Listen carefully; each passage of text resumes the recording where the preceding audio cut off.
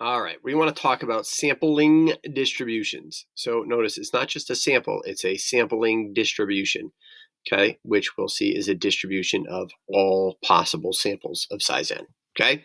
So new idea here, chapter 9. We've talked about the difference between a parameter and a statistic, all right? You can use the mean of all people for some quantitative variable, and that is the parameter. But if you take the mean from a sample, then it is a statistic. And so big idea is these are from a population versus a sample. Population is size n, sample is size n. If you take the proportion of people with brown eyes, it's rho, or we call it p. And the proportion of people from a sample with brown eyes is p hat. So the population parameter is these Greek letters, and the population statistic is these English letters with hats and bars over them. Okay. If you remember back, first day of school, or maybe it was the second, we tried to write a sentence with these words. And I think this sentence can finally make sense to you right now. Typically, a census is too expensive. So we measure a statistic from a sample.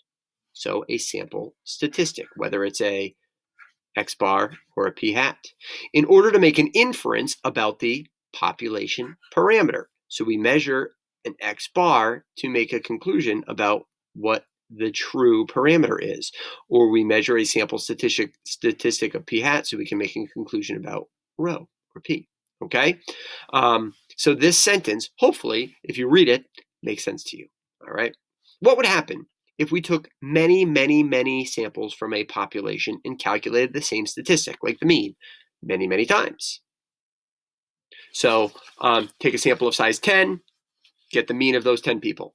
Take a different sample of size 10, get the mean of those people. Get a different sample of size 10, get the mean of those people, and do that lots and lots and lots of times. Would we get exactly the same mean every time? No. There'd be some variation in the mean. What would happen as I took more and more and more samples? Well, just like a simulation, you would start to see a long run probability. You'd see a long run circumstances where it is representative of what it should look like if we kept going. Okay, it is representative of what it ought to look like. Now, the key question that we need to get to the bottom of is, what would happen if I took larger samples? So let's just take some population that looks like this, all right? If I take samples of size 1, then I might get someone over here, which would be way off from the mean. Or I might get someone over here. I'm actually really likely to get people in the middle, right? So I can get people all over the place. Some of them are far from the mean. Some of them are close to the mean. Some of them are good estimates. Some of them are bad estimates. But if I take n equals 2, now the probability of me getting 2 people over here, that would mean one that's really low and a second that's really low.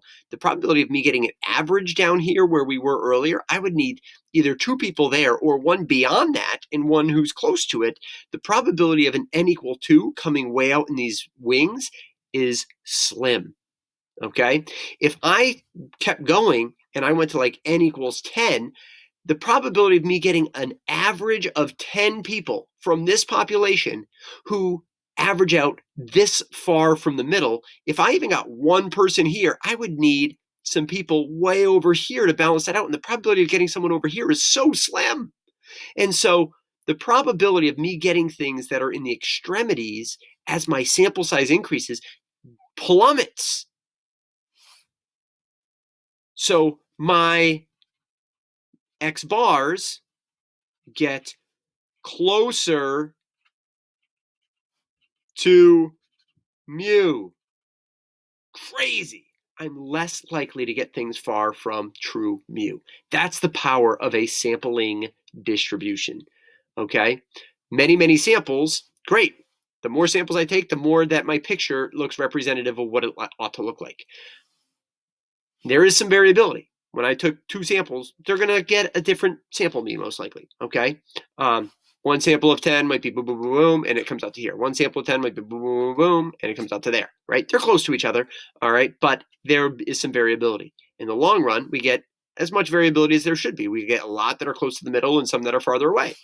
And as I do larger and larger samples, my X bars tend to be closer to the true parameter, which is awesome. Or my p hats tend to be closer and closer to rho. All right. So a sampling distribution of a statistic is the distribution of values taken by the statistic in all possible samples of size n of the same size, all possible samples of size n. Okay. So random digit calculator, okay, random digit table, all possible samples from 0 to 9, okay.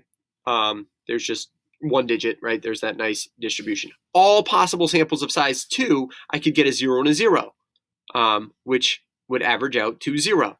I could get a 0 and a 1, or a 0 and a 2, or a 0 and a 3, or all 100 of these outputs. And if you look, I'm most likely to get a 4.5, because it can happen the most often in all these cases going diagonal there. Okay, and so you see the tallest bar is the 4.5, and you start seeing this is all possible samples of size 2 of what I would get for my my mean of my 2 digits. And if I took the mean of 3 digits, it would get even closer, because the probability of me getting 3 zeros in a row is pretty slim. It's 1 out of 1,000. The probability of me getting 4 zeros in a row, right? Like, you can imagine that these extremities would decrease. See how this extremity was 10%, and now it's 1 out of 100? Now it's dropped to 0.01. We went from 0.1 to 0.01, and the more that I'm taking, that I increase my n, the less probability that I have of being in this extremity, okay?